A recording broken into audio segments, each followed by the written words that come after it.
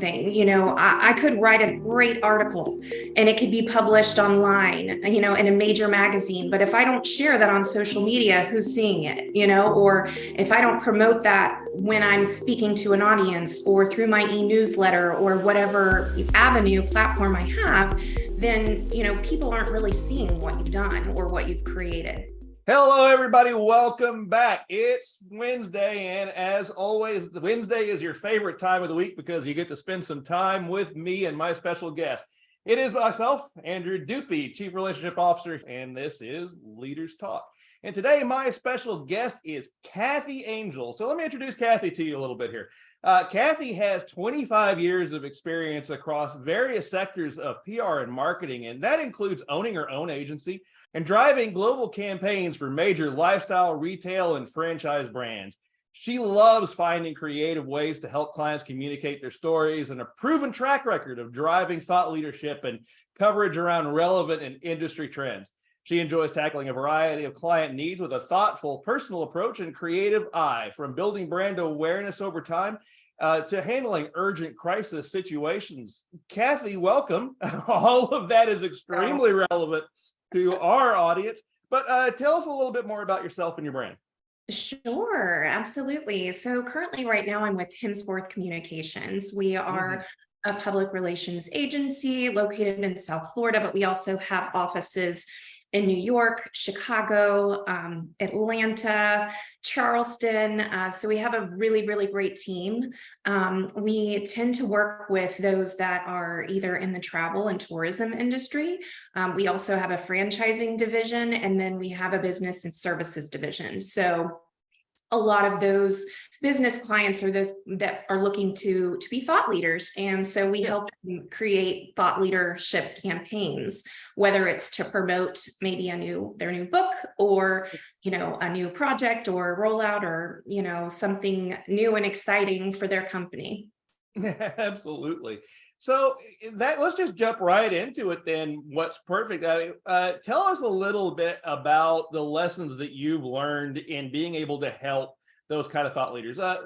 Just lessons you've had maybe in your career and life journey that you've been able to apply to those that are trying to brand themselves, trying to break out, trying to become more noticed. Yes, absolutely. I think one of the biggest things is, people work to have different types of content that they can use, but they don't share it, and that's the biggest thing. I could write a great article and it could be published online, in a major magazine. But if I don't share that on social media, who's seeing it, or if I don't promote that when I'm speaking to an audience or through my e-newsletter or whatever avenue platform I have, then, people aren't really seeing what you've done or what you've created. So it's very important not only to be published, but to make sure that you're putting yourself out there, whether that's, getting on a podcast or offering to write an article, or maybe offering some tips as an expert thought leader. Yeah, and the question I get asked a lot, the content creation has become so ubiquitous now that, it's almost required of everybody, right? We pretty much now, with everybody consuming as much social media, and how YouTube has become part of our life and LinkedIn has become part of our life, and all of these, they understand that is something that you have to do. But the question I get asked a lot is, how do you actually get the eyes on you? How do you bring the people to see that content in a world just almost full of white noise? Yeah. And, you hit the nail on the head, because these days you don't technically have to write a book to be an author. You could create a blog. So we're living in a world where anyone can be an author. So it's even more important, when you have a brand message that you want to bring to the table, or you're looking to grow your personal brand, to utilize things like the media, panels, speaking engagements, use your book. That book, if you write a book, it's something that you can use to leverage, as a thought leader. It adds credibility, to your expertise, to say, I am the author of such and such, And this is why I'm an expert to speak on this particular topic. So then you become a helpful person to these journalists that are looking to write content to reach a mass amount of people all over the United States. And they like to have different sources. So everyone, is a little intimidated, thinking that they're up against the competition. But really, the most important thing is to make your message specifically unique. And there are ways that you can do that and really define your brand to stand out from the competition. And those are a lot of times just going with the things that you're passionate about and sticking to it. I think a lot of times when people talk about branding themselves personally, they have too many things going on all over the place and the messaging isn't streamlined. So one of the most important things when going out into the media or trying to influence others through, news placements is to have that solid messaging where it's consistent and you don't have different messages all over the place. That leads me down a thought trail, because I know that we have a lot of people that have listened that maybe have a little bit of fear and hesitancy in making these moves, maybe in writing a book, especially, and taking the massive step that it takes to basically let the baby out the door. What are some mistakes that people make that they might be able to avoid when they're trying to begin to brand themselves? Maybe if they're trying to scale up or they're trying to grow too fast. I mean, what are some mistakes that you notice and pitfalls that you feel like they should avoid when they're trying to do this? Yes, that is a great question. So one of the biggest things is you have to get out of the sales mindset and you have to turn it on to the helpful mindset. People are going to be more willing to read your content if it's something that helps them. So a lot of times I'll tell our clients, would you read this? What would grab your attention? Because a lot of the times when people go to write a post or, send a media pitch, it's all about them. And you can't be all about you. What you want to do is come along as an expert, helpful source. And then it becomes about you, because the other people make it about you by sharing your content, by referring people to you. And then it just grows and grows from there. But that won't happen with that sales mindset. That sales mindset is pushy and it's not helpful. And it's honestly just not interesting to people. If you write a post that says, here are the 5 ways you can make your brand stand out from the competition, I'm going to read that. Well, that leads me also down another thought trail that's interconnected to this, and that is what we've heard on a few other episodes, and that's the idea of storytelling.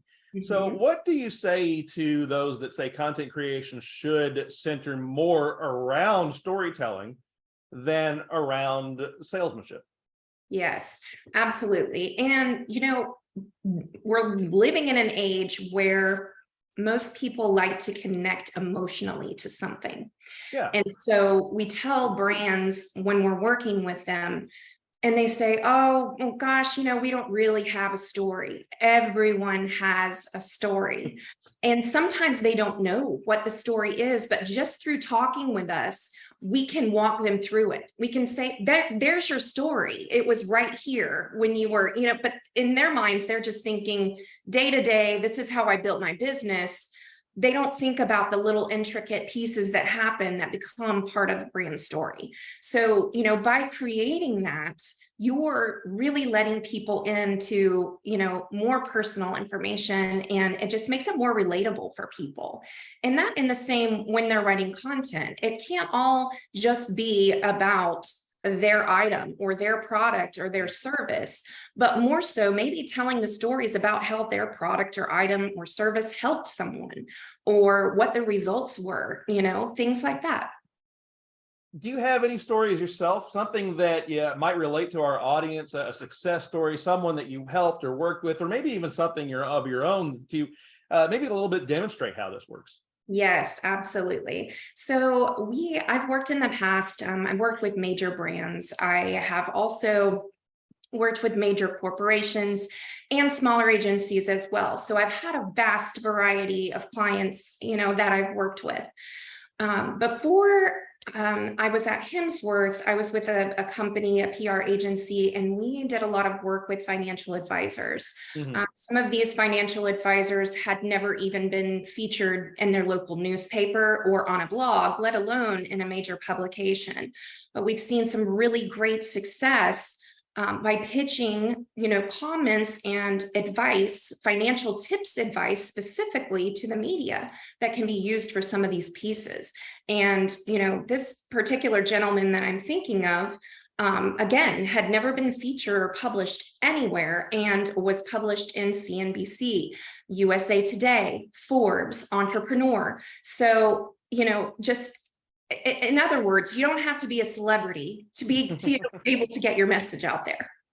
You just really have to be able to put it out there the right way and be interesting, to be helpful to the journalist, so that way the journalist can write what the audience wants to read.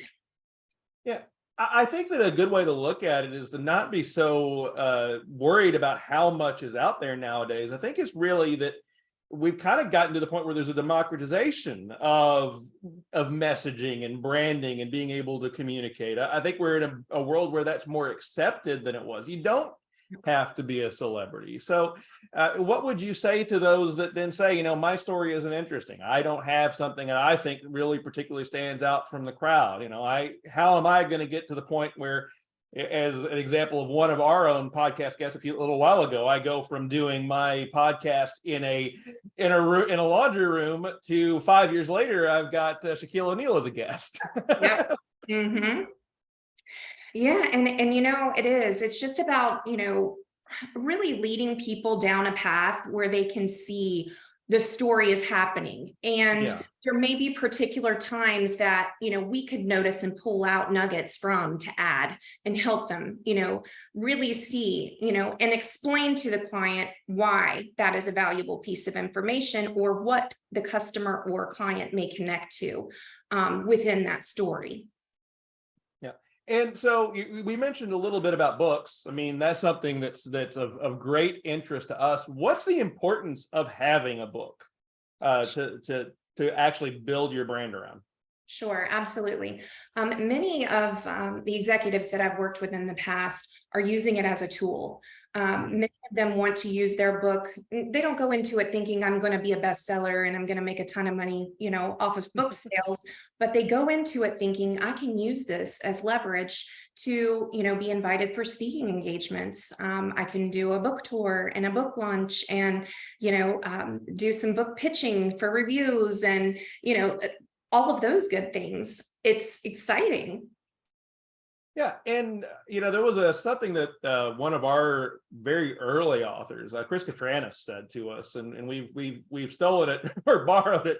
It's okay, Chris. I know you let us have it directly, but we use it all the time. It's like, my book for me was so important because it replaced my business card. I no longer gave anybody a business card. I gave a book out.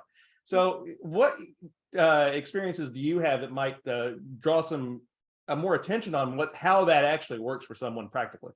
Yes, absolutely. And, given there are so many different conferences and events and industry events, a lot of times our clients would make sure to have the copies of the books on them, as you said, because, someone sees that and it really does make the expert more credible.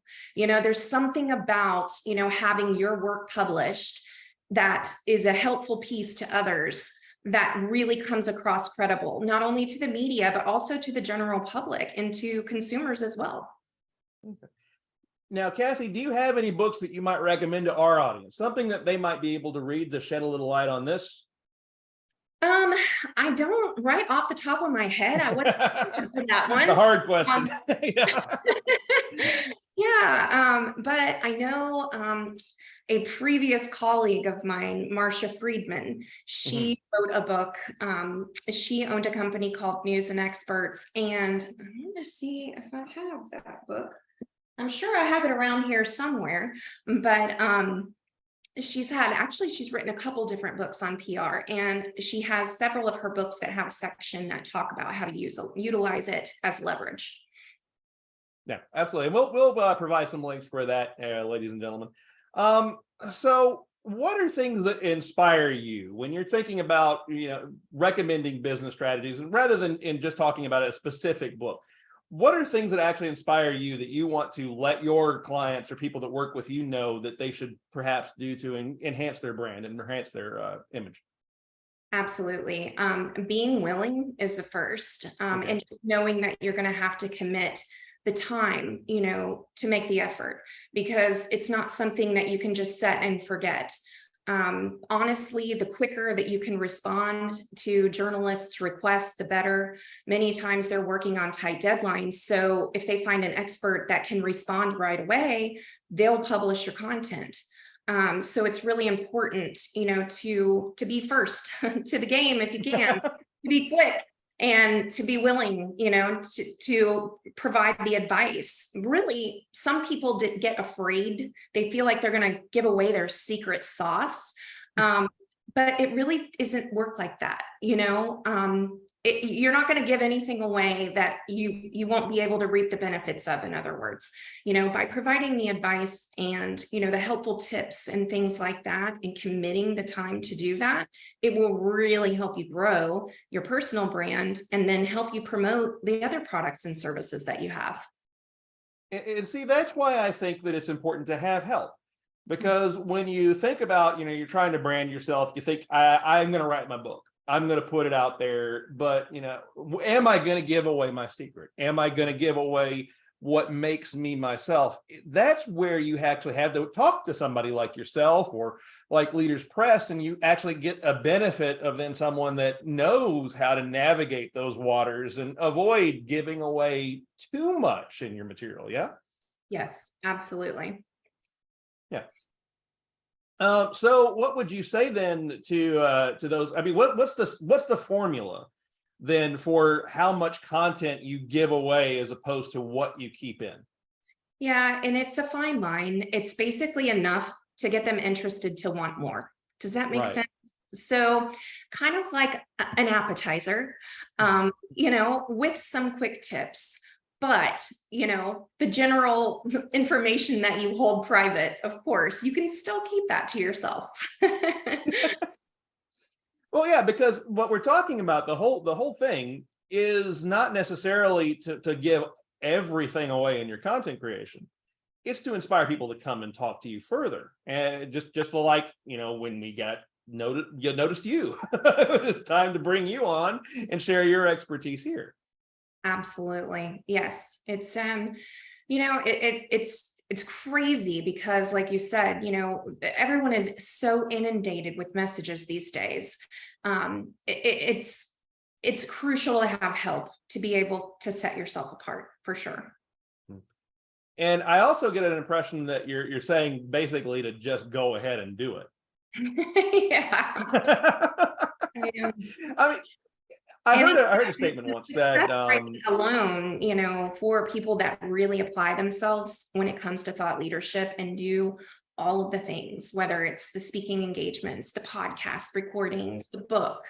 When they have all of those elements, they work together so nicely, because you've got different forms of content going out different ways. And so all of that content works together to really solidify your personal brand and make you credible as a thought leader. yeah. And that was kind of leading to my thought is, like, I've heard stories that or I heard a statement once that said that don't be afraid of what happens when you produce something. Be afraid of the consequences of not doing so. Do you think that is true? It is. And I think the more transparent that people can be with things, the better. We live in a world where people want information, they want it quick, they want it to be accurate. Mhm. So I think, as long as you're providing good content that is, really keeping people informed, that's what they want. Yeah, exactly. Because when you keep people informed, you're building trust, aren't you? Absolutely. You hit the nail on the head.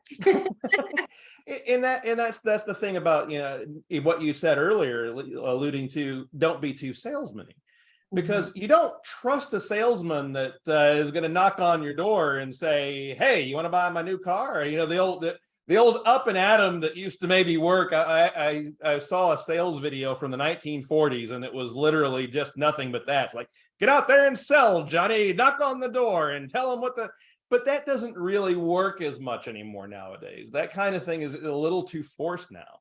It is, people just, they like brands that and people that engage with them. So that was another point that I wanted to bring up. Not only should we be putting this content out there and making sure people are seeing it, but you need to react. You need to interact, with the comments, with, your audience that's commenting, that's asking questions. So, it's a full-time job, really, because, you definitely want to have those online conversations going, because as other people come in and read the conversations and join in, it just grows and grows from there. Yeah, and that's I love that. I love that concept of interactivity, because that's why we do this podcast. I mean, that's why we engage in LinkedIn on social media as much as we do. I mean, that's because when you do that, when you interact with people, you start to build synergies. I mean, like why we're even sitting in front of each other now. I mean, we'll talk about how we can help each other after this interview and hopefully continue to grow from there. Absolutely. Yeah. So I have a little thing as we try to start to wind down. I always ask this of everybody that comes on. So a golden nugget, something we haven't covered, something that you feel is applicable to all of our audience, that maybe they're fence sitting, thinking about writing a book, or maybe they're on their second book, or maybe they have their book and they're asking the question, well, what now? Something we haven't gone over. Do you feel that they should absolutely take away from you? Stay true to yourself. I think a lot of people lose that in building their brand and writing their book, trying to compare themselves to someone else or be like another brand. Stay true to yourself, find your unique path, and then build upon that. Because trying to be someone else or like someone else or emulate someone else, you just don't find success there. You don't have the unique, aspect that people are looking for. Beautifully said, because every single one of us is unique. There's no such thing in my mind as imposter syndrome, because we can't be an imposter of ourselves. Exactly. I mean, unless I got a doppelganger somewhere, the one that you see me in a white shirt sometimes, it might not be me, the one that doesn't have the beard. And it's crazy because your voice reminds me of someone, but I can't think of who it is. So as soon as I do, I will let you know who your voice doppelganger is. There we go. All right. Sorry for the Star Trek reference, everybody. All right. Well, Cathy, how can our audience find more about you? Sure, absolutely. I'm on LinkedIn. It's Cathy Angel. And then also hemsworthcommunications.com. We have a blog where we provide lots of insights and things like that would be helpful. So would love for people to check us out there too. Fantastic. And those links are right down below, ladies and gentlemen. Make sure that you click through those. Cathy, it has been a pleasure having you here today, and we really wish you the best of luck in everything you do going forward. Thank you. I loved being here. It was so fun talking with you, Andrew. Likewise.